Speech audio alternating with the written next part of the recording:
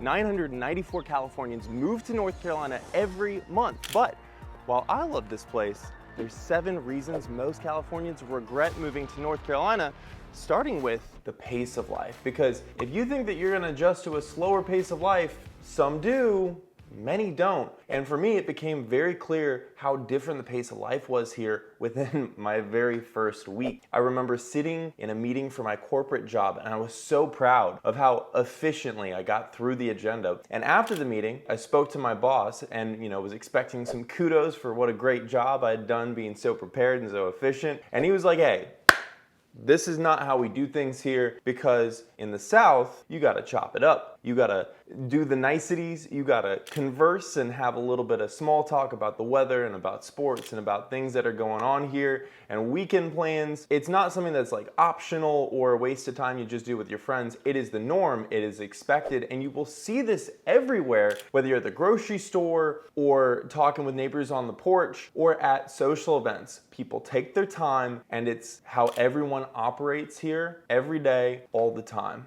Now, another thing that does not always get along too quickly is the traffic. Now, we don't have the gridlock like LA, but public transit here, pretty much non-existent most places. And so if you don't have a car, you're gonna feel stuck. And when it comes to Uber and Lyft, there's limited availability outside of major cities. So basically, unless you're in Raleigh, and really you have to be in Charlotte or near Charlotte to get really great 24/7 coverage with rideshare. And if you love constant big city energy, it's very limited here. It's pretty much gonna only be Charlotte. Some people say that Raleigh's pretty big, but they're usually not coming from an actually big city when they say that. Even Charlotte, it's not LA, it's not San Francisco. Social life is slower, especially in smaller towns. There's fewer events, fewer random meetups, and nightlife just isn't as big or as much of an ordeal. Last call, way earlier, clubs not as packed. The latest anything is open here is 2 a.m. And so Charlotte and Raleigh will give you some options for nightlife, but again, it's nothing like LA or San Francisco. And while we do get some pretty big names and celebrity events and concerts here, it is nothing compared to some of the choice big cities out on the West Coast. Now sure, North Carolina moves slower, but for many people, that's exactly why they love it. There's less stress, there's better work-life balance, people aren't rushing through life, traffic is way better than California,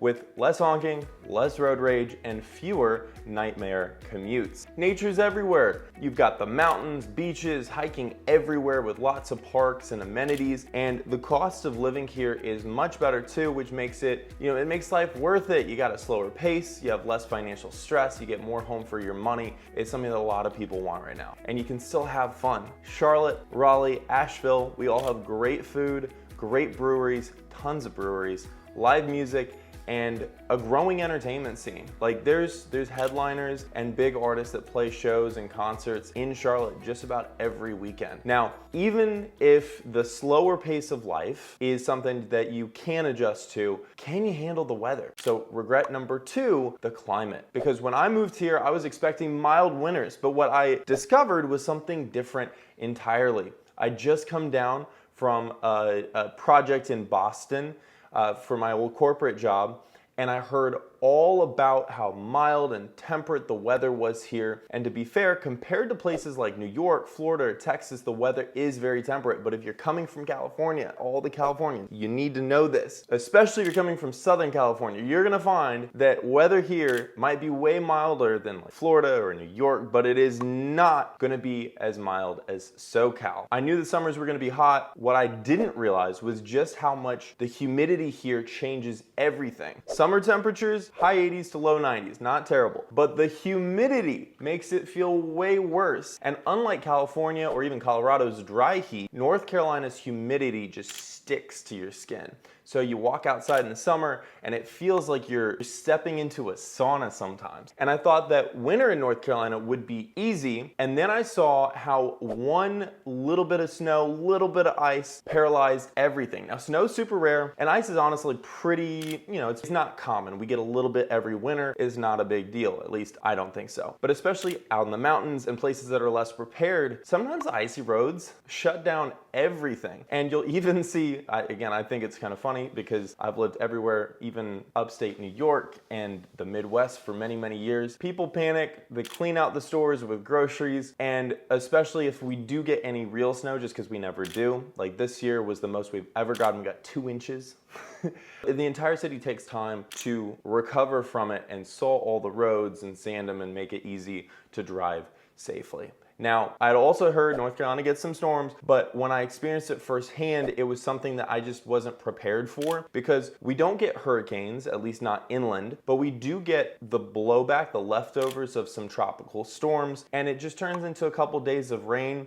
And so, especially if you're in the mountains near rivers, you might occasionally see some flash flooding like we did during Hurricane Helene, which was a once in a thousand years event. And if you live near the coast, it's just like any other coast. You're gonna have some hurricane prep. It's just part of being responsible. But the real surprise was, and no one warned me about this, the first time that I walked outside during the springtime, I thought there was like a dust storm or something, because there's this thick yellow orange dust, almost like some kind of weird ash, that was coating all the cars, all the porches, all the sidewalks, everything outside in the parking lot. And it was all pollen. So if you have allergies, especially if you're not used to the pollen that we have here, maybe you're fine where you are, but you come here and you got a new pollen that your body has to adjust to, you might have a few sneezing marathons. And if you don't have allergies, like I don't ever suffer from allergies. I moved here, I had a couple bad years of allergies, and then they magically went away. So I guess you get used to it. So yes, the pollen clouds floating in the air are real, but North Carolina's weather is, sure, it's gonna take some adjustment, but it does have some real advantages because there are 4 distinct seasons. Unlike California's year-round, temperate, endless summer, you can actually get some beautiful fall colors in the mountains, cool winters with extreme cold, blooming springs filled with lush greenery, and thanks to the rain, North Carolina stays green year-round with no endless brown hills, no wildfire risks, none of the no-burn days. You can do what you want here. And also, the humidity means that you have fewer skin problems. So like my mom, always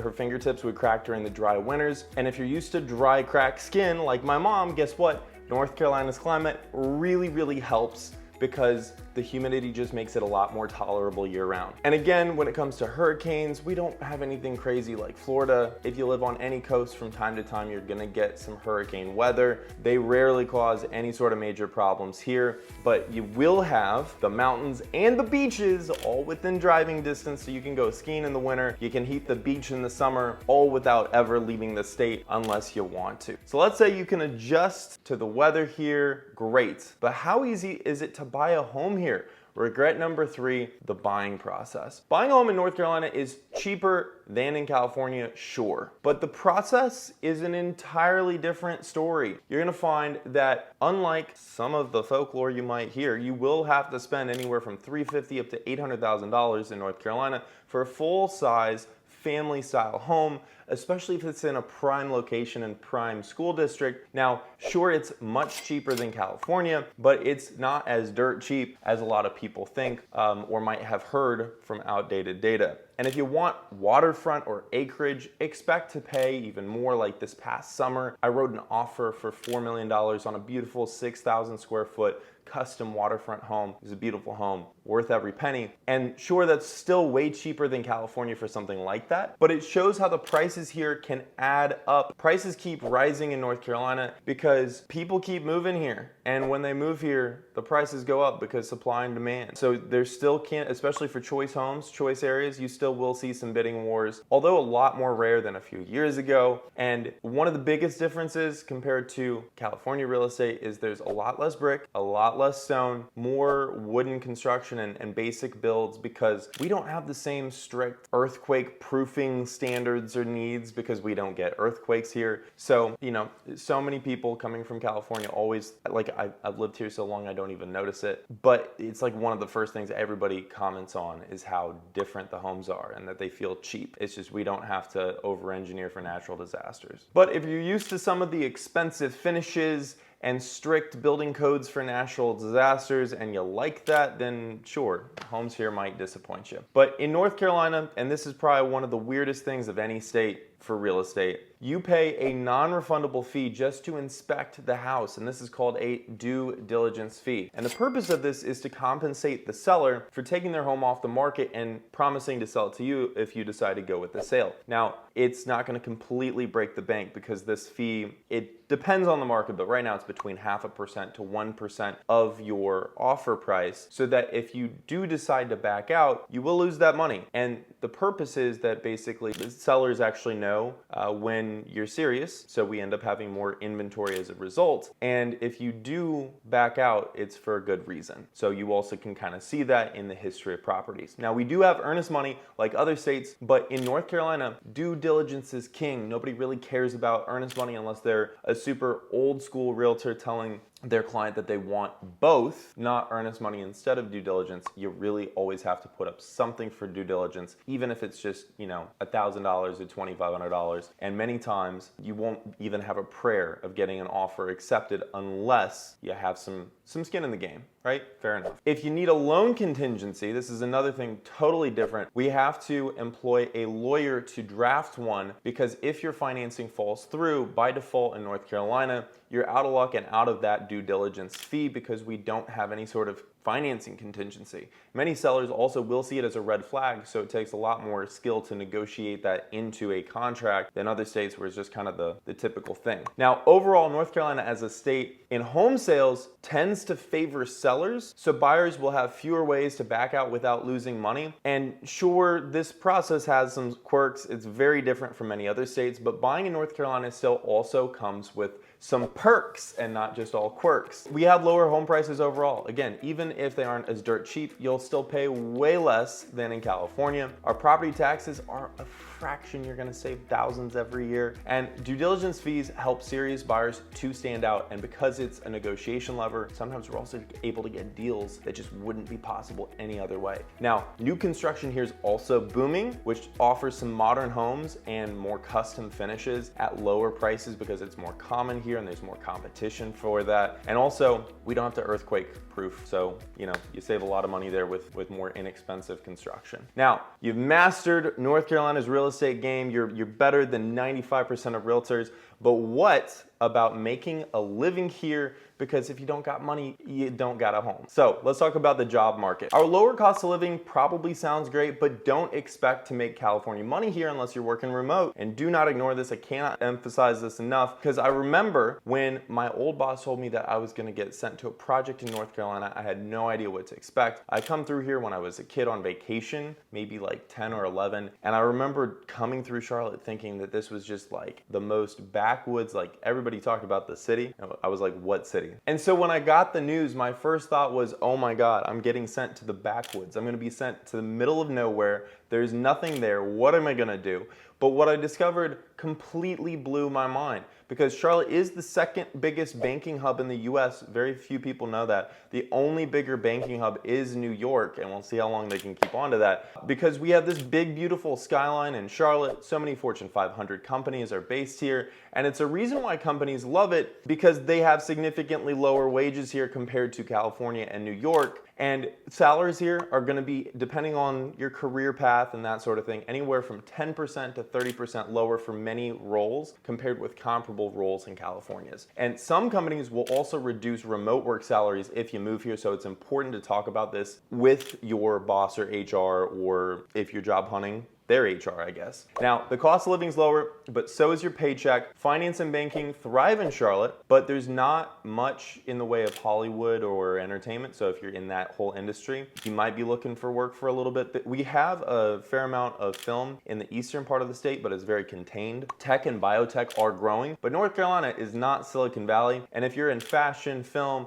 high profile media, job options are just gonna be limited. They are. That's just the truth. And everyone's moving here. So even if you're in a more typical career, jobs aren't unlimited. And so some of the most desirable roles, especially for remote work, are gonna get hundreds of applicants. And so it's important to be able to Start the job hunt early if that's something that you need to do. North Carolina is a very relationship-based job market, and so it's not just your skills, it's also who you know, who you reach out to. And I know this because I've had so many clients that are looking for jobs that I've started developing relationships with recruiters here. So if you're thinking about moving here and you need a job, reach out, email me. My contact info is in the description, and I can connect you with multiple recruiters here. Now, sure, salaries are going to be a little bit lower, but North Carolina offers career advantages that California just can't, that you might not think about.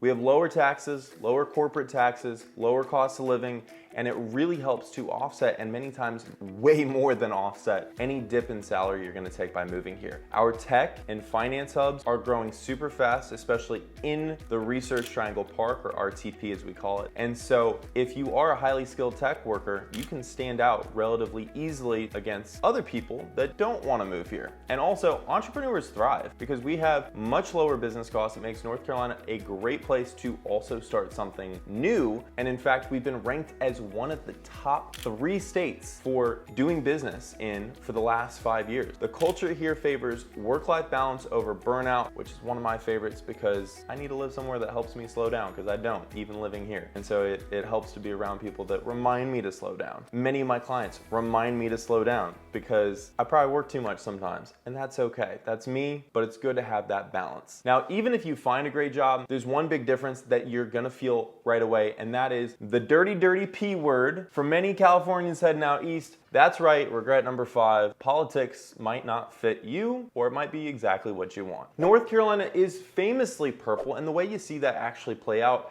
is people put people over politics here. And as someone who is born in the Midwest and has lived and traveled everywhere in the US, from New York and California to Texas and Florida, I thought I had seen it all when it came to political climates. But North Carolina has a culture that it was a shock when I first got here. And probably not for the reason that you might be thinking. It was different from every single other place I've lived, because while sure, big cities tend to lean a little bit more liberal and rural areas tend to be more conservative, there's also exceptions to that. There's some big cities that lean more conservative and rural areas that lean super liberal. But the thing that blew my mind was 38% of North Carolina voters are independent and the rest are divided kind of 50-50, which means that North Carolina just has the most, statistically, the most politically balanced climate of any state in the country. And again, people see people first and politics second. And personally, I love that. And while political conversations do happen, arguing or name calling isn't the norm. And my favorite thing, again, personally, is that it's not only not the norm, it is frowned upon to call names or to be disrespectful. And that's how I was raised. Respect everybody, even if you disagree with them. But even though many people here will disagree on some things or many things, there's also, again, another twist. One thing that everybody agrees on, and that is coming together as a community. So we saw during Hurricane Helene, the entire state, regardless of their background or beliefs, so many people took paid or unpaid time off. One of my friends, literally, both he and his wife took time off from their jobs. She's a nurse and he works in construction. He went and helped clear the roads, and she was helping take care of people. And they didn't even know if they were gonna get any PTO for it. They just said, screw it, and went and helped. And there's so many stories like that that I've heard. And it's, again, people first, politics second or fifth or 20th. And I really like that. But one thing that you will hear everybody say too is if you don't like the conditions that were created by policies of the state you're coming from, then please don't bring them with you if you move here. Don't shoot the messenger, but you will hear and see so many people say that. So North Carolina has a lot more political diversity. We don't have any one-sided political consensus. People see people first and politics second, and nobody really likes extremes. Everybody's pretty balanced here, which is something, again, that I love. So if the political climate didn't scare you away, awesome, but something that might, if you're an introvert like me, is are you ready for unasked for neighborly interactions? Let's talk about a very different social life here. In North Carolina, knowing your neighbors isn't weird. It's not something that may or may not happen. It's like normal, like it will happen. You will be welcomed into this state. And people will say hello and wave and ask how's it going and how you're doing. And then actually not just like a throwaway comment, like you will have to have a conversation with them. And if you're used to keeping to yourself, then that culture here can feel like it's a bit much. And when I moved here, It was one of the hardest things to get used to because strangers would say hi and neighbors would wave and people would actually ask how my day was, and you're used to being like, oh, it is what it is, it's going. Another day in paradise, whatever, and they'll be like, oh, tell me about that, and then you're like, oh, shoot, and you feel very vulnerable. And so when people ask about your life and how's it going, they actually mean it here, which after you get used to it, can be nice, but if you're coming from a fast-paced environment in California, then the level of friendliness can feel pretty overwhelming. And if you don't wave back, that is very frowned upon. You have to be friendly here, and people will literally be like, if you ain't friendly, then don't come here. So you will be welcomed into the community. Now, in small towns, people will recognize you fast. I remember going to the same brewery 2 times, and by the 3rd time, the bartender not only recognized me, but also remembered my name. And this happens everywhere. People are gonna ask you about things that you talked to last time because they actually remember. And it feels kind of nosy at first, but it's not. It's just the culture, and people, again, they're more interested in people. And I again, personally, I love it. If you hate it, then don't come here. And there's also a surprising acceptance around mental health. Resources and support do exist in both cities and small towns. And people ask, they will ask what you do for work, but it's not out of like a judgmental, they're gonna judge you based off of that, but just to connect with you. And networking here is very natural, it's not transactional. And if you need a job, a connection, or a local tip, just ask. People actually help. Again, just ask. I'm literally here. Email me, and I will literally connect you with recruiters. Now, if you make plans and cancel plans, your friends may also bully you into still showing up, lightheartedly. But they're gonna try to actually get you to come out, have some work-life balance. And people expect you to enjoy your free time and actually spend time with them if you're gonna be friends. And that's one of the, biggest surprises here is people genuinely want to build relationships here, especially in places that have grown very quickly like Charlotte and Raleigh, but especially Charlotte, because everybody that's new here kind of acclimates to the climate. And then guess what? It's like first day of school. Everybody wants to make friends. So it's easier to make friends and build a real community. You don't have the same fake transactional networking. Work-life balance isn't a myth, but if you have kids, or if you plan to start a family, or if you just value education, then what about the schools? So let's talk about regret number 7, the school system, because schools are very different than in California. North Carolina education is very different from California. Some people love it, some people don't. And so if you're wondering how are the schools, the truth is it really depends, because North Carolina doesn't have massive school districts like in California. And so we have more charter and magnet schools, and this can mean smaller class sizes, but you really got to do your research because not all schools here, especially not all public schools, are created equally.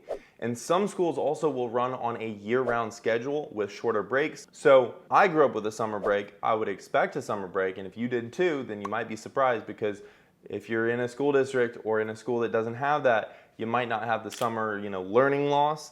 But it's a lot harder to plan long vacations. And again, summers were the favorite part, like my favorite part of my childhood. So it's something to consider. And North Carolina also has more of an emphasis on education choice compared to California. We have the Opportunity Scholarship Fund, which allows parents to put their tax dollars towards private schools. You get a voucher and you can go wherever. So there is an enrollment limit, so not everyone gets in, but it's not income-based, which means that as long as, until we hit that, which I still don't think we have, then it's first come, first serve.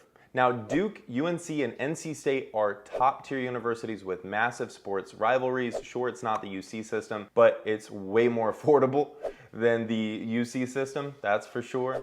And smaller public schools also means that students get more attention and more education choices, charters, magnets, private options. Homeschooling is very common here too. Means that you have a lot more control over the education process and the quality of education that the people you care about get. College tuition, way lower. Public schools, they vary widely, but with great research, you can find some great options. So are these regrets deal breakers or just part of the adventure? Because sure, the humidity is intense and it might be hard to find a burrito on short notice at 2 a.m., but the friendly neighborhoods, the sense of community, and 4 seasons won me over, and it just might win you over too, depending on your needs, your lifestyle, and your budget. So if you're still unsure, I put together a California versus North Carolina comparison quiz to help you decide. You can scan the code or click the link below for a personalized comparison. And if you want to learn more about Charlotte, the good, the bad, the pros, the cons, everything that you need to know to make a decision, watch this video next.